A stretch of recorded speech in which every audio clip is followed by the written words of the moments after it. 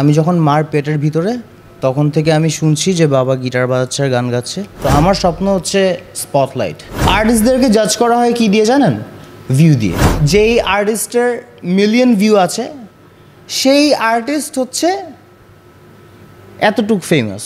কারণ আমার বাবা সবার থেকে আলাদা। যে আমি যখন প্রেম করেছি জীবনের প্রথম, কিংবা আমি যখন সিগারেট খেয়েছি জীবনের প্রথম, আমি এসে বাবাকে গিয়ে বলেছি যে বাবা আমি তো একটা এরকম কাজ করে ফেলেছি।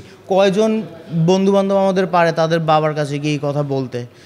বাবা আমাকে ওই স্পেসটা দিয়েছে এই জন্যই, যাতে আমি বাবার কাছে, আমি যদি খুনও করে ফেলি জীবনে, আমি যাতে বাবার কাছে গিয়ে অ্যাটলিস্ট বলতে পারি যে বাবা আমি কিন্তু এই জিনিসটা করে ফেলেছি। মার পেটের থেকে যখন বের হয়েছি তখন শুনছি বাবা গিটার বাজাচ্ছে, গান গাচ্ছে।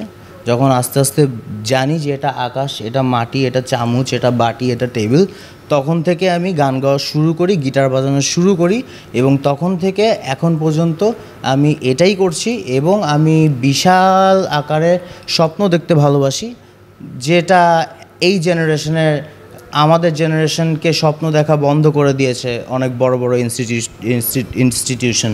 ওয়ালটন ফ্রিজ কিনে অনেকের মতো আপনিও হয়ে যেতে পারেন মিলেনিয়াল। সেরা পণ্যের সেরা অফার।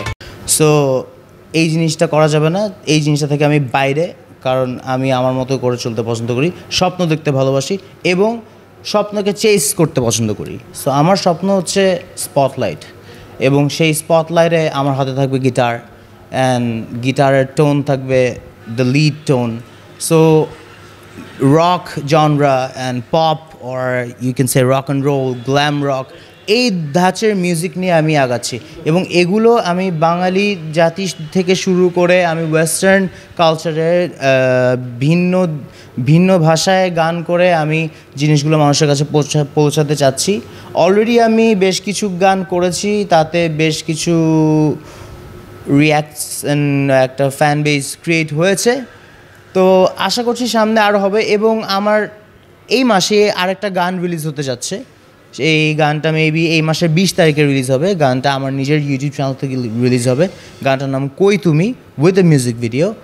সো আমার যদি আর কোনো স্পেশাল গল্প থেকে থাকে, হ্যাঁ, বাবা আমাকে আগে যেই জায়গায় যেত, বাবা আমাকে ছোটোবেলা থেকে যেই রকম অত্যাচার করেছে, আবার সেরকম আবার বন্ধুর মতো ট্রিট করেছে।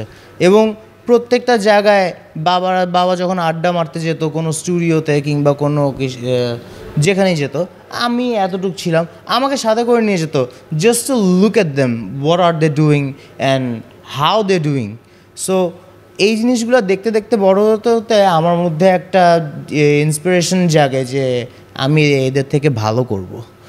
তো আলটিমেটলি ওটা করতে করতে, প্র্যাকটিস করতে করতে করতে করতে, এবং দিনে 6 থেকে 7 ঘন্টা গিটার বাজাতাম। এখন হয়তো বা 2 ঘন্টা বাজে, এখন আর বাজানো লাগে না এত বেশি।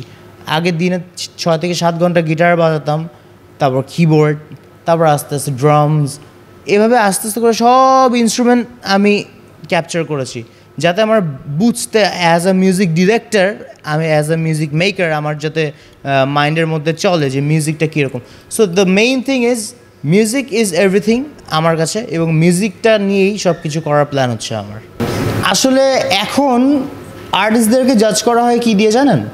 ভিউ দিয়ে। একদম সোজা সাপটা হিসাব। আর্টিস্টদেরকে জাজ করা হয় ভিউ দিয়ে। তো যেই আর্টিস্টের মিলিয়ন ভিউ আছে সেই আর্টিস্ট হচ্ছে এতটুক ফেমাস। যার 10 মিলিয়ন ও এতটুক, যার 40 মিলিয়ন ও এতটুক, যার 100 মিলিয়ন ও এতটুক, যার বিলিয়ন ও যাক সমস্যা নেই, যার বিলিয়ন তার এত পুরা জিনিসটা। সো আমি হচ্ছি এই যে এতটুকু মিলিয়নের মধ্যে আছি। সো আমার মিউজিক এখন হাইয়েস্ট মিউজিক রিচ করেছে 1 million something, 1 or 5 to 6 lakhs। So আমি কি ফেমাস? আমি জানি না আসলে, বাট আমাকে চেনে আমার একটা সার্টেন অ্যামাউন্ট অফ পিপল।